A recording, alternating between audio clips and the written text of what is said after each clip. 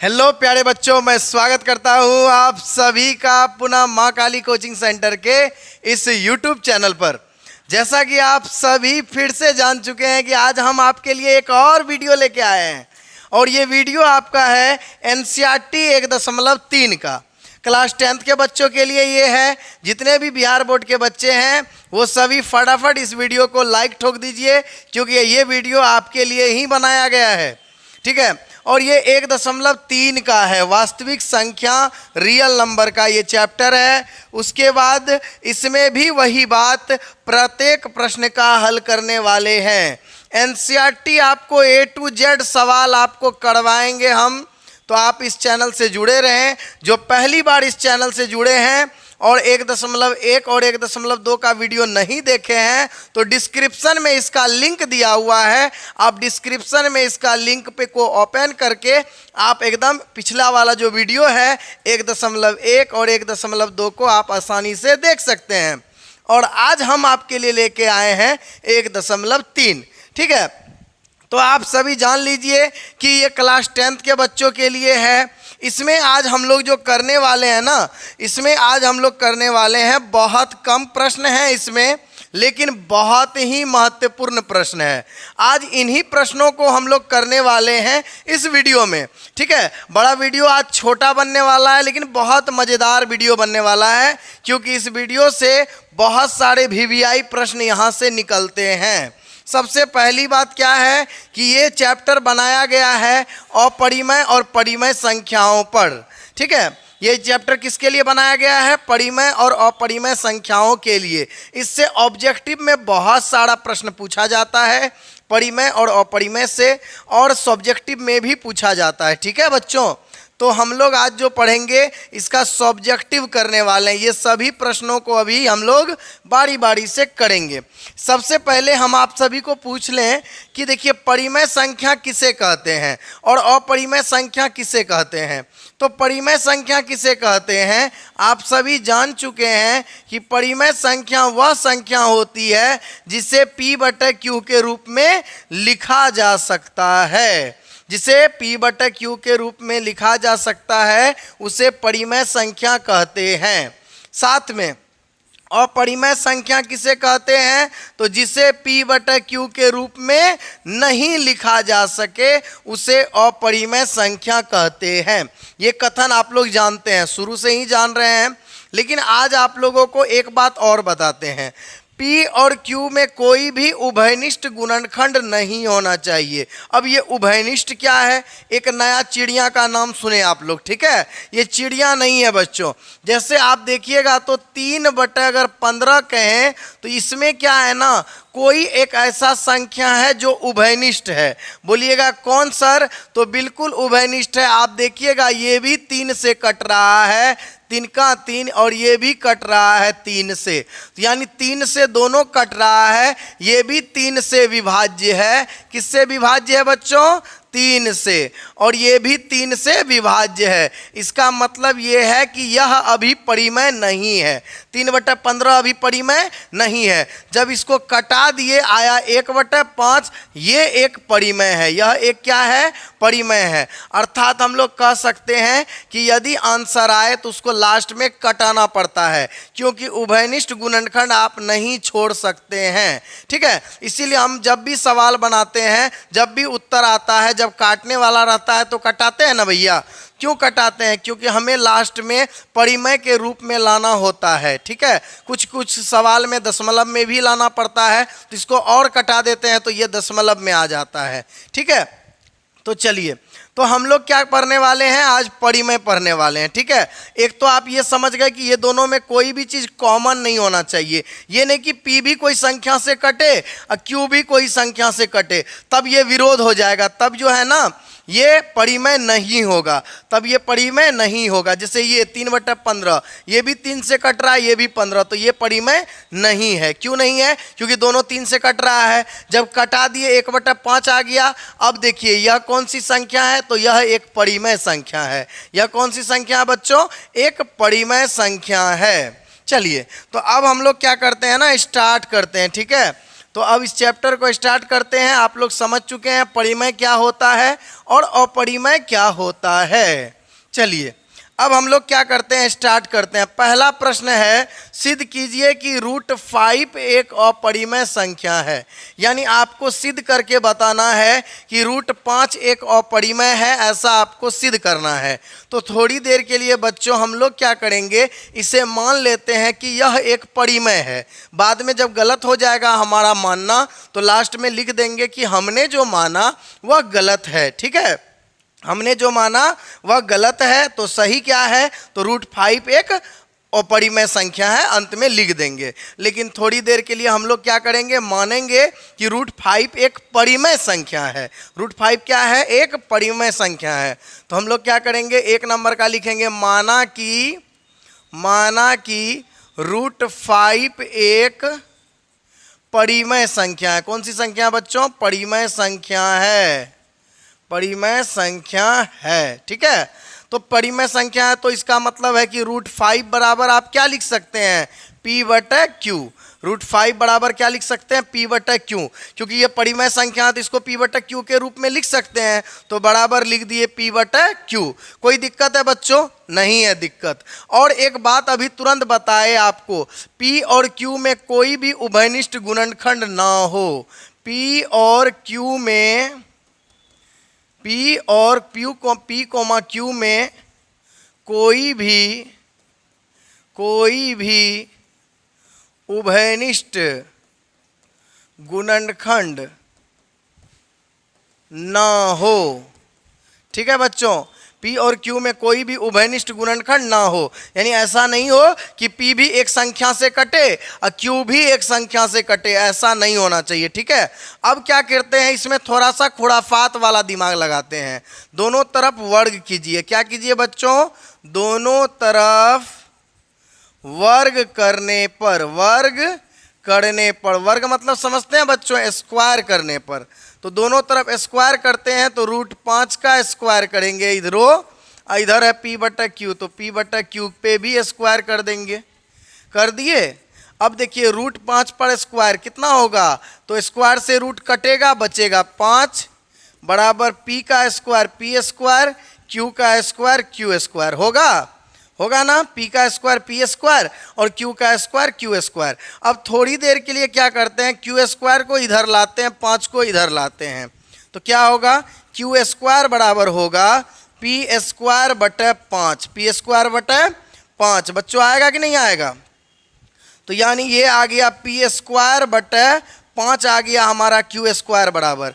अब P²/5 का मतलब क्या है बच्चों, ये P²/5 बहुत सारी बातें कह रहा है। क्या बात कह रहा है आप समझिएगा, ये कह रहा है कि P²/5 है तो इसका मतलब ये है कि P² जो है ना 5 से विभाज्य है। विभाज्य मतलब कटेगा, P² किससे कटेगा, 5 से विभाज्य है।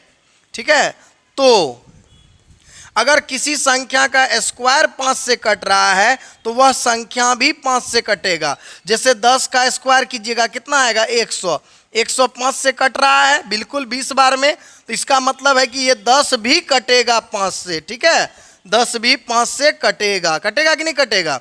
इसीलिए किसी संख्या का अगर स्क्वायर किसी संख्या से कट रहा है तो वह संख्या भी उस संख्या से कटेगा, यानी विभाज्य होगा। इसका मतलब P भी 5 से विभाज्य होगा, P भी 5 से विभाज्य होगा। ठीक है, इसका मतलब P भी 5 से विभाज्य होगा। P² 5 से विभाज्य है तो P भी 5 से विभाज्य है। अब P 5 से विभाज्य है तो P के जगह कुछ अपना एक एक्स्ट्रा मान सोचना पड़ेगा। P के जगह कोई एक ऐसा मान रखेंगे जो 5 से कटे। ठीक है, तो अब हम लोग क्या करेंगे, P के जगह कोई एक ऐसा मान रखने वाले हैं। तो हम लोग क्या करते हैं, मान लेते हैं, माना P बराबर कुछ भी मान लेते हैं, लेकिन 5 का वह गुणज होना चाहिए, मतलब 5 से कटना चाहिए। तो मान लेते हैं P बराबर 5x। थोड़ी देर के लिए कितना मान लेते हैं, P बराबर 5x। तो P के जगह कितना बैठाएंगे, 5x। तो यहाँ आ जाएगा Q² बराबर P के जगह 5x अब बटे, अच्छा पी का स्क्वायर भी है ना, तो 5x का स्क्वायर, अब बटे नीचे में क्या है 5 है, ठीक है। अब देखिए क्यू स्क्वायर बराबर 5 का स्क्वायर कीजिएगा तो 25, और x का स्क्वायर कीजिएगा तो x स्क्वायर, अब बटे नीचे में 5 है, ठीक है। अब क्या करेंगे, 5 से कटाएंगे तो कट जाएगा, 5 25, 5 25 तो 5 से कट गया, तो क्यू स्क्वायर बराबर आ गया 5x स्क्वायर। अब 5 इसको गुना में इधर आएगा तो भगा में, तो क्यू स्क्वायर बटे 5 बराबर x स्क्वायर, ठीक है। अब देखिए आप खुद बताइएगा बच्चों, ठीक, आप खुद बताइएगा कि यहाँ पर क्या आया था। जब पी स्क्वायर बटे 5 आया था तो हमने क्या लिखा था, p 5 से विभाज्य है, पी स्क्वायर 5 से विभाज्य है तो p भी 5 से विभाज्य होगा। लिखे थे कि नहीं लिखे थे। यहाँ पर देखिए क्यू स्क्वायर बटे 5 आया है, इसका मतलब हम यहाँ पर लिख सकते हैं ना, क्यू स्क्वायर 5 से विभाज्य है तो Q भी 5 से विभाज्य होगा, Q भी 5 से विभाज्य होगा, ठीक है।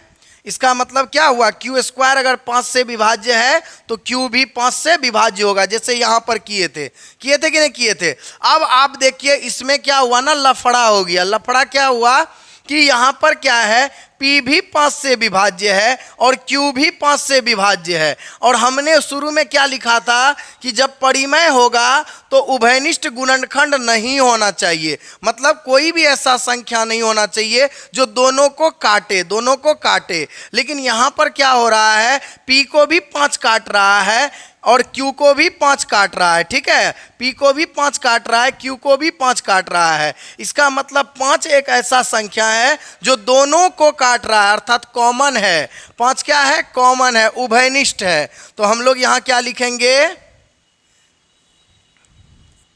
P और Q में उभयनिष्ठ गुणनखंड,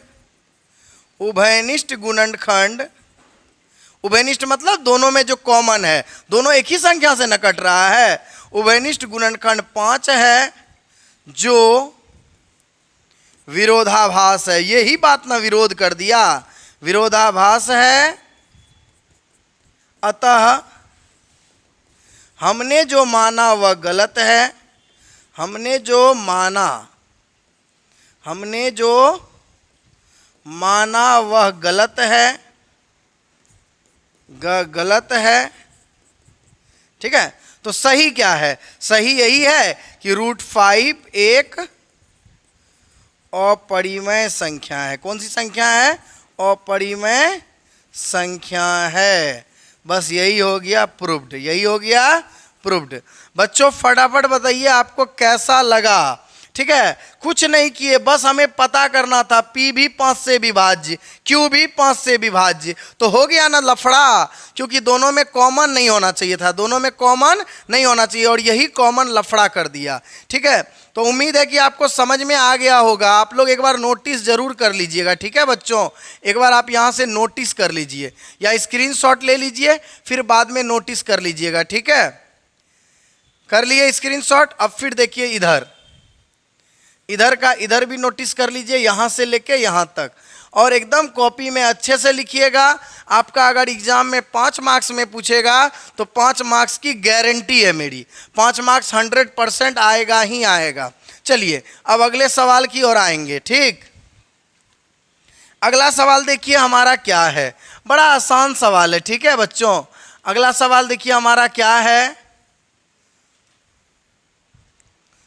अगला सवाल क्या कह रहा है, क्वेश्चन नंबर 2 कह रहा है सिद्ध कीजिए कि 3 + 2 √5 एक अपरिमेय संख्या है। अबरी बार √5 को नहीं बोल रहा है, 3 + 2 √5 को बोल रहा है, थोड़ा सा उसी में संख्या को जोड़ उड़ दिया है। तो हम लोग क्या करेंगे, लिखेंगे पहले जैसे इसमें लिखे थे, लिखेंगे इसमें भी, माना कि 3 + 2 √5 एक परिमेय संख्या है। क्या मानेंगे, एक परिमेय संख्या है, ठीक है, एक परिमेय संख्या है, ठीक है। हो गया यहाँ तक। उसके बाद जब ये परिमेय है तो इसको लिखेंगे ना P बटा Q के रूप में, 3 + 2√5 बराबर P बटा Q, P बटा Q, P बटा Q लिखेंगे या नहीं लिखेंगे। और इसमें क्या लिखेंगे, Q का मान कभी भी 0 नहीं होता है, Q का मान कभी भी 0 नहीं होता है। इसमें उभयनिष्ठ का खेल नहीं खेलेंगे, क्योंकि इसमें क्या है ना, उसी संख्या में जोड़ घटा कर दिया, ठीक है।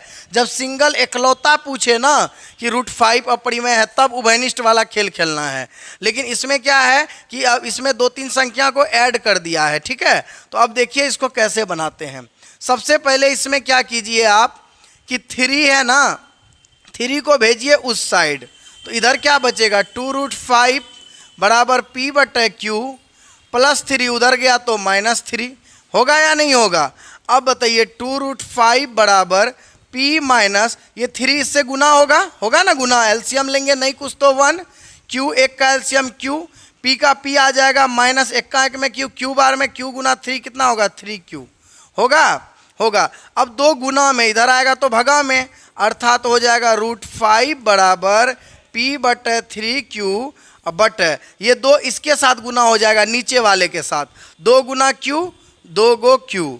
अब आप बताइए कि ये चीज़ आया कि नहीं आया, आया ना।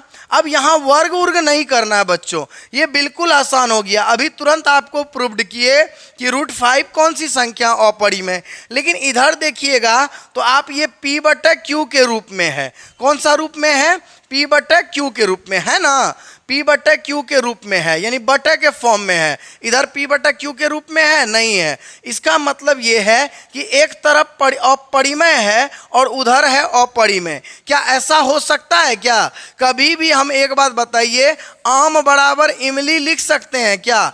आम बराबर इमली लिख सकते हैं? नहीं लिख सकते हैं। उसी प्रकार कभी भी अपरिमेय कभी भी परिमेय के बराबर हो सकता है? नहीं हो सकता है, ठीक है। यही तो विरोध किया ना, कभी भी एक साइड में परिमेय है और एक साइड में अपरिमेय, कभी ऐसा संभव होगा क्या? नहीं होगा। अर्थात यह पूरा मेथड गलत है, यह एक परिमेय है ही नहीं, यह पूरा का पूरा क्या है, एक अपरिमेय संख्या है। तो अब हम अच्छे से लिख देते हैं यहाँ पर, देखिए कैसे लिखेंगे। सबसे पहले लिखेंगे P माइनस 3Q बटे 2Q, P माइनस 3Q बटे 2Q एक परिमेय संख्या है, एक परिमेय संख्या है, किंतु इसके विपरीत, विपरीत मतलब उस साइड में, इसके विपरीत, इसके विपरीत √5 एक अपरिमेय संख्या है, एक अपरिमेय संख्या है, अपरिमेय संख्या है। और यही विरोध किया, नहीं कभी भी अपरिमेय बराबर परिमेय हो सकता है क्या? संख्या है जो विरोधाभास है। क्या है? विरोधाभास है। अतः हमने जो माना वह गलत है, वह गलत है। तो सही क्या है? तो सही क्या है? 3 + 2√5 कौन सी संख्या है? 2√5 एक अपरिमेय संख्या है, एक अपरिमेय संख्या है। प्रूव्ड। समझ में आया? समझ में आया? ये तो बिल्कुल आसान था, उससे भी आसान था। आसान इसलिए था क्योंकि हम लोग जान चुके थे पहले ही कि यह √5 कौन सी संख्या है, एक अपरिमेय संख्या है। कौन सी संख्या बच्चों? एक अपरिमेय संख्या है। समझ में आया? फटाफट एकदम नोट कर लीजिए, इसको नोट कर लीजिए, बहुत आसान है। अब अगले प्रश्न की ओर आते हैं हम लोग, ठीक है। अगला प्रश्न देखिए हमारा क्या है। तो अगला प्रश्न आप देखिए 3 नंबर का है। 3 नंबर में कहता है 1/√2 कौन सी संख्या है, अपरिमेय है, ऐसा आपको सिद्ध करना है, ठीक है। तो कर देते हैं, सेम टू सेम वही करेंगे। 3 का पहला, माना कि 1/√2 एक परिमेय संख्या है। कौन सी संख्या है? परिमेय संख्या है, ठीक है। अब देखिए 1/√2 बराबर क्या लिख सकते हैं? P बटे Q। सबको पता है Q नॉट इक्वल टू 0। अब देखिए यहां पर क्या कीजिए ना, नीचे में जब रूट रहे ना तो उसका हर परिमयकरण कर दीजिए, चाहे कितना भी उलझा हुआ रूट क्यों ना रहे। जब नीचे में आपको रूट देखे हर में, उसका आप हर परिमयकरण कर दीजिए। कैसे? तो 1/√2 है यहाँ पर, √2 से गुना कीजिए, √2 से भागा कीजिए। इसी को कहते हैं हर परिमयकरण। हर को ही ऊपर नीचे गुना भाग कर दिया जाता है, बराबर P/Q। अब देखिए √2 गुना 1 √2, नीचे में √2 गुना √2, 2 दूनी 4, 4 का वर्गमूल 2, P/Q। अब 2 भगा में उधर गया तो गुना में, तो √2 बराबर क्या आएगा, 2 गुना P, 2P/Q। आया कि नहीं आया? बताइए, आया ना? ये फॉर्म में आ गया। तो सेम यही बात फिर से लिख देंगे कि लिखेंगे 2P/Q। ये जो 2P/Q है ना, ये तो परिमेय है, लेकिन उस साइड में रूट वाला है नहीं, तो वह एक अपरिमेय है और यही विरोधाभास करता है। अतः हमने जो माना वह गलत है। 1/√2 एक अपरिमेय संख्या है। समझ में आ गया? तो 2P/Q एक परिमेय संख्या है, परिमेय संख्या है, ठीक है, परिमेय संख्या है, किंतु इसके विपरीत, इसके विपरीत √2 एक अपरिमेय संख्या है, अपरिमेय संख्या है जो विरोधाभास है,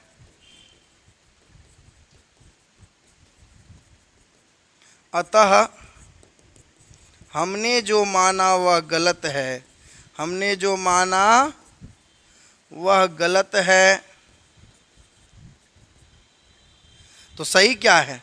हमने जो माना वह गलत है तो सही है 1/√2 एक परिमेय नहीं अपरिमेय संख्या है, अपरिमेय संख्या है। प्रूव्ड। समझ में आया बच्चों? समझ में आया? तो बहुत आसान है ना? आसान। देखिए कितना आसान था। आसान इसलिए था क्योंकि हमने क्या किया, इसको आसान बनाया। क्योंकि √2 तो हम पहले से जान चुके हैं, √5, √2, √3 ये सभी एक अपरिमेय संख्या है, तो इसको बनाना बिल्कुल आसान हो गया। चलिए अब अगले सवाल की ओर आते हैं, 2 नंबर का। इसका 2 नंबर का बनाते हैं।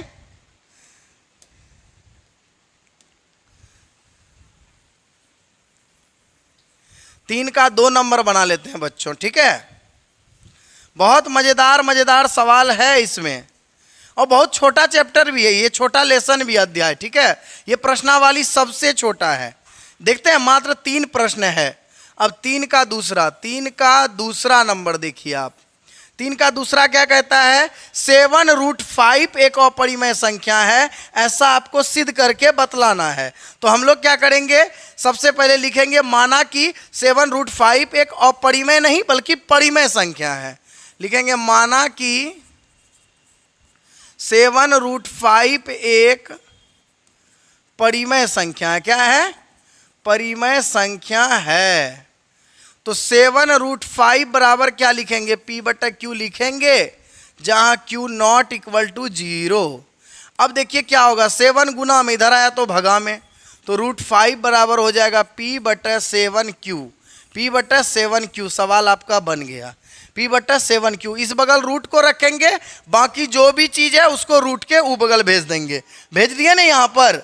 अब इधर बच गया √5 बराबर P/7Q। उधर केवल रूट रखना है, याद रखना है, ठीक है। अब वही बात लिखेंगे यहाँ पर, P/7Q एक परिमेय संख्या है, एक परिमेय संख्या है, ठीक है, किंतु इसके विपरीत, इसके विपरीत √5 एक अपरिमेय संख्या है, एक अपरिमेय संख्या है जो विरोधाभास है। क्या है? विरोधाभास है, ठीक है। अतः हमने जो माना वह गलत है, अतः हमने जो माना वह गलत है। वह क्या है? गलत है, ठीक है, तो सही क्या है? सही है 7√5 एक अपरिमेय संख्या है। प्रूव्ड। समझ में आ गया? समझ में आया कि नहीं आया? आप यहाँ अर्थात भी लगा सकते हैं, ठीक है, लास्ट में अर्थात लगा दीजिए। अर्थात 7√5 एक अपरिमेय संख्या है, इससे प्रूव्ड हो गया। समझ में आया कि नहीं आया? देखिए कितना आसान था। 3 का दूसरा भी देख लिया। अब 3 का अंतिम प्रश्न और इस प्रश्नावली का भी अंतिम प्रश्न। बताइए कितना छोटा वीडियो हुआ कि नहीं हुआ? ठीक है, बहुत आसान। लेकिन फिर भी हम क्या किए ना, इसको पार्ट बाय पार्ट जान के बनाए। चाहते तो दोनों को 1.3 1.4 को एक साथ मर्ज करके बना सकते थे, लेकिन आपको पढ़ने में आसानी हो इसीलिए हमने क्या किया, इसको अलग बाय अलग करके बनाया, ताकि आप आसानी से एक बार पेज ओपन करें तो आपको आसानी से मिल जाए वीडियो और आप आसानी से देख सकें। चलिए अब अगले प्रश्न की ओर आते हैं। और अगला प्रश्न देखिए हमारा क्या है। ठीक है,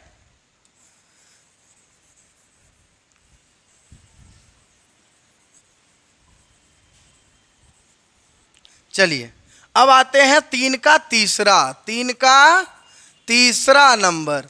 3 का तीसरा क्या है? 6 + √2 एक अपरिमेय संख्या। तो लिखेंगे माना कि 6 + √2 एक परिमेय संख्या है। एक कौन सी संख्या है?